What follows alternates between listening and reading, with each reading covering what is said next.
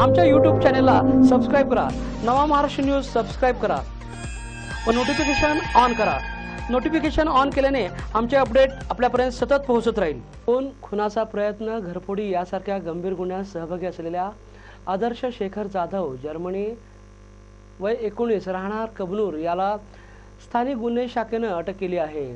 पोलिसांनी त्याच्यासह 7 जणांवर मोका अंतर्गत कारवाई केली असून लवकरच या टोळीवर पुणे मोका न्यायालयामध्ये दोषारोपपत्र दाखल करणार असल्याचं सहाय्यक पोलीस निरीक्षक सतीश शिंदे यांनी सांगितलं आहे।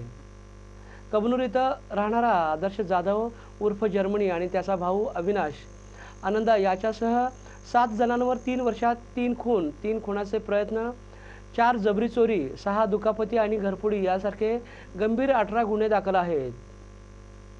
यामध्ये जर्मनी गँगमध्ये सहभागी होण्यास नकार दिल्याच्या कारणावरून 23 जुलै 2018 रोजी रामा गरड याचा भर दिवसा पाठलाग करून खून केल्याचाही समावेश आहे। त्यामुळे या जर्मनी टोळीवर मोका कायद्याअंतर्गत कारवाई करण्यात आली होती। या टोळीतील अल्पवयीन आदर्श जर्मनी यानं बाल सुधारगृहातून पलायन केलं होतं। आदर्शने विठ्ठल रामजी शिंदे शाळेचा शाळा सोडण्याचा बनावट दाखला तयार करून त्या आधारे कायद्यातील पळवाटांचा आधार घेत असल्याचंही पोलीस तपासात स्पष्ट झालं आहे। मोका अंतर्गत गुन्हा दाखल होऊनही तो सतत गुन्हे करत असल्यानं त्याचा शोध सुरू होता। दरम्यान स्थानिक गुन्हे शाखेचे विजय तळसकर यांना कर्नाटक राज्यातील निपाणी इथं शिरगुप्पी फाट्यावर आदर्श जर्मनी आल्याची माहिती मिळाली।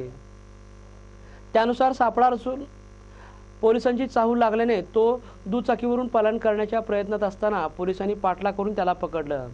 त्याला पुढील कारवाईसाठी गावभाग पोलीस ठाण्याच्या स्वाधीन केलं असून लवकरच पुणे मोका न्यायालयामध्ये त्या टोळीविरोधात दोषारोपपत्र दाखल करणार असल्याचं सहाय्यक पोलीस निरीक्षक सतीश शिंदे यांनी सांगितलं आहे।